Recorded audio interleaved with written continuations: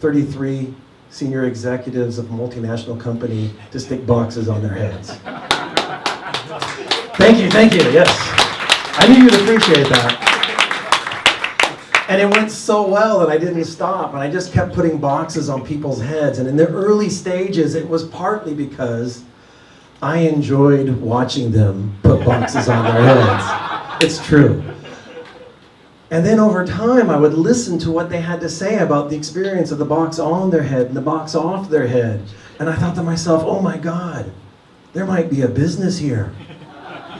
And so I started doing it more and more, and I told myself, if I can do this with 1,000 people, then there must be something there. And I've done it with over 1,000 business executives across Asia. How can we think out of the box? So here's a quick intro to my box. The box has an outside. My invisible box has an outside. The outside is my public thinking. It's the things I want you to know about me. So, here my front is, I'm a little bit of a crazy thinker. I live in Taiwan. I work in Asia. And my balance is I go back to Seattle every year for 2 months. I'm an innovator, so these are all the things I've innovated. 1, 2, 3, ooh. 1, 2, 3, ooh. Thank you very much. So my public thinking is something I want you to know about me.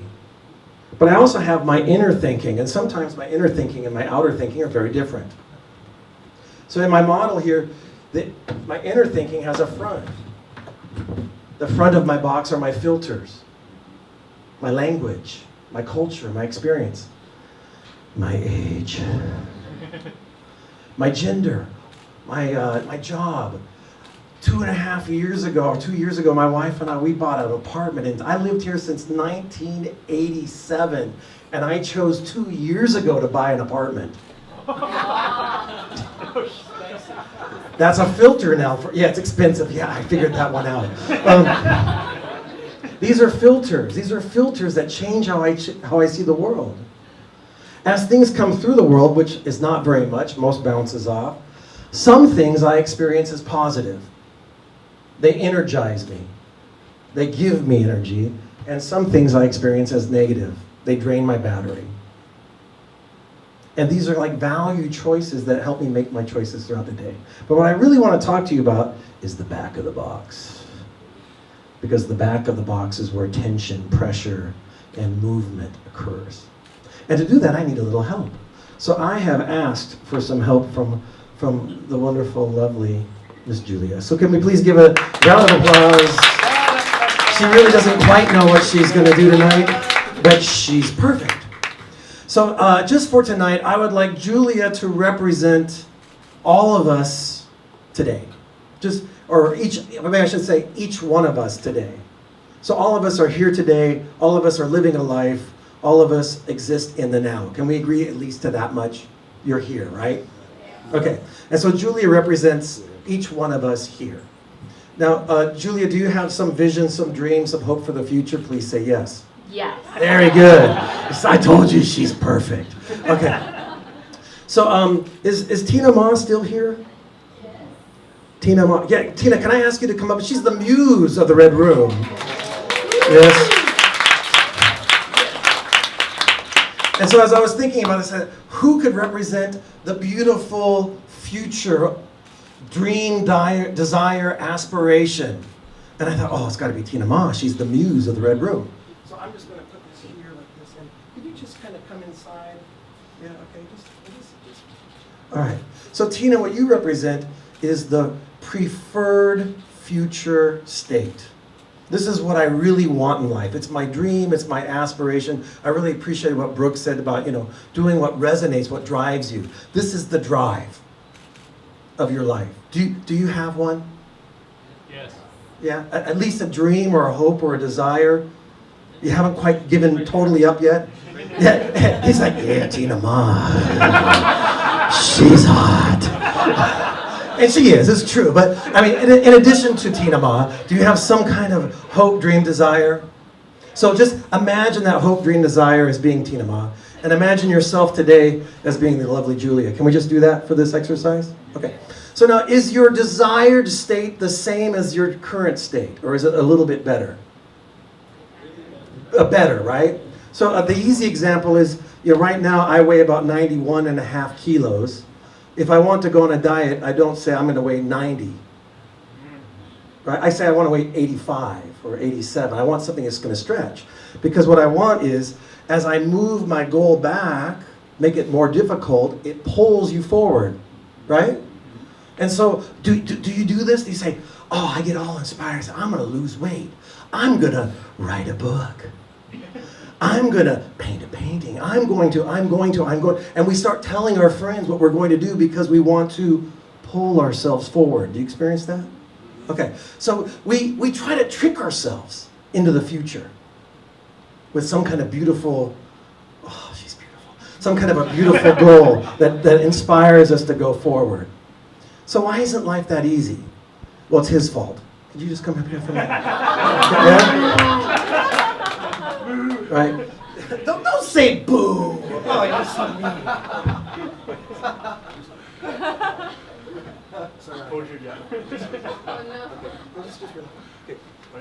So your job is easy. Your job is don't move. Okay, that's all you got to do. Just yes. Put your feet about shoulder length apart. Kind of. Okay, imagine the little string. Okay, good. Don't move. All right. So Julia, how does this feel right now? Yeah, it's comfortable. It's comfortable. It's comfortable. She is officially inside her comfort zone. She's got a desire for the future, but it's not pulling her in a way that makes her feel any discomfort or dis-ease. And so we do this too. Oh yeah, I think maybe I'll take a vacation. Maybe I'll do this, maybe I'll do that.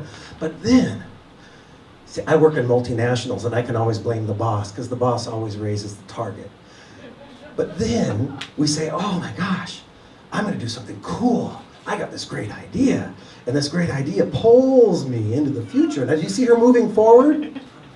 Yeah. So she's making forward movement. Does that forward movement feel good? Don't go back. Does that forward movement feel good? It's choking. It's choking you.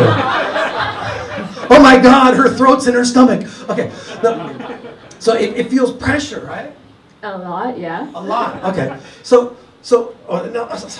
what a nice little dream we have here. She's so sensitive. She's like, I don't want to hurt Julia, so I move back. Did you notice what happened with Julia when Tina moved just a little bit towards her? Back in the comfort zone.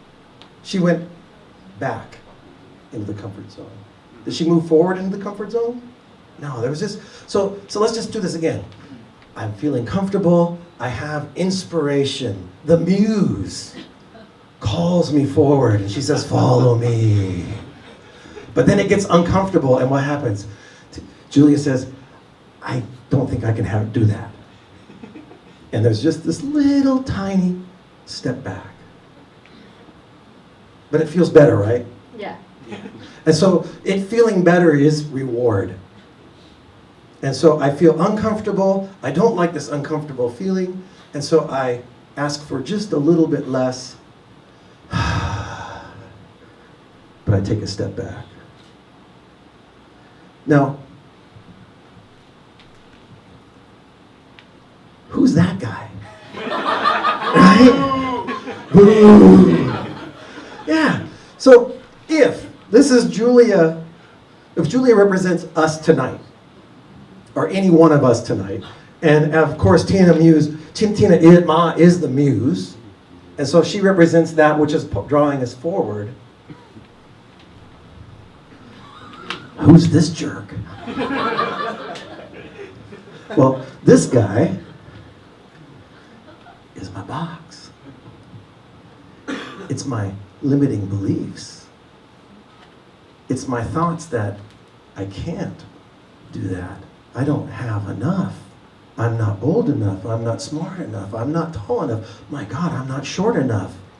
I'm not foreign enough. I'm not Chinese enough. I'm something not enough. All those thoughts hold me here. And so I can tell myself I'm moving, but until I change my thinking, that telling only causes me pressure, discomfort. And in the end, what's easier? To change my dream, my goal, my aspiration, or to change my thinking? No, the goal is so easy to change. It's just, okay, so I said I was going to write a book. I changed my mind. Maybe I'll just, write an article. Right? Changing my goal is easy because I'm looking at my goal and I'm the one who said it. And if my boss gave me the goal, I didn't really think I was going to do it anyways. So instead of changing our thinking, we change our dream. Instead of asking for more, we ask for less. And each time we ask for less, just like Julia did, there's a little tiny baby step back.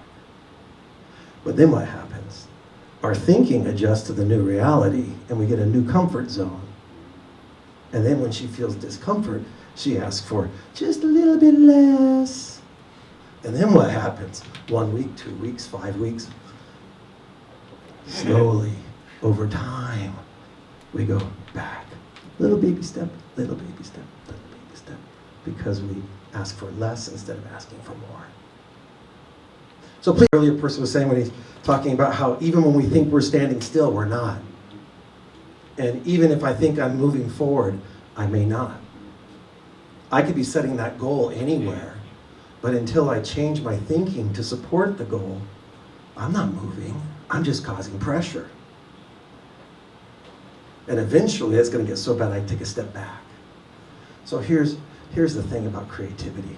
We can be creative with art, we can be creative with music and dance and everything, and we can be creative with our lives. Right? We can make those choices on a day-by-day basis to open up the box and say, why do I think this way? And is there another way that can support my dream? Can I just change one thought about what's possible and what's not possible? And by changing that one thought, what will happen? A baby step forward. And that's all it's about. Movement. Just making that one little step forward. But that step doesn't come from setting a bigger goal. Step always comes from letting go of your current thinking just a little bit. And what's the best way to challenge your thinking? Listening. Isn't it? I mean, isn't that what you guys are doing here, right? Sorry. Isn't that what we're doing here, right? Right? It's about listening. And as you listen, you open up the possibility to something new. So I want to say thank you very much for listening.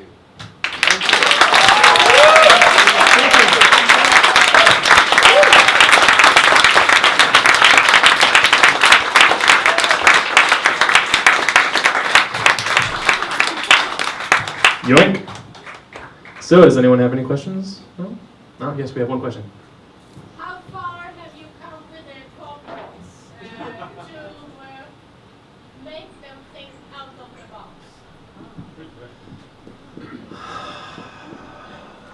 Big sigh. Big sigh. I'm not so against the box. I think the box is actually, why do we have a box? It helps us make decisions. It helps us make, reality make sense. I once had this guy I was in Hong Kong working with Lane Crawford, and a sales guy from Lane Crawford, when he's going, let's burn the box. But if you think about it, if you really burn the box and you're saying, I have no culture, I have no language, I have no reason to be wearing clothes, let's just go feed the pigeons, and maybe that's okay for a while too, but in corporations that doesn't work. So what I try to help the corporations understand is two things. Number one is when most leaders say, I want my people to think out of the box, what they really mean is, I want those people to think inside of my box. Right? I want them to think like me. I don't want creativity. Creativity is going to mess everything up. Right? So, that's part of it. The other thing is, when do we be creative? You're creative when you feel pain and tension. And so what's the one thing that everyone that works in a multinational corporation has in common? Pain, tension, pressure. They live under constant 24-hour pressure, 24/7 pressure. And so all I'm trying to do with them is just say, hey, when you feel that pressure, can we have a dialogue about what we think we need to be doing? Can we investigate our thinking? Can we inquire into what's common practice? And can we find something new that moves us as an organization, or us as a team, or me as a leader forward, as opposed to saying, my job sucks. My boss sucks. The market sucks. The government sucks. Whatever. All of that. Well, yeah, it does. And can we change our thinking to give us possibility? Okay.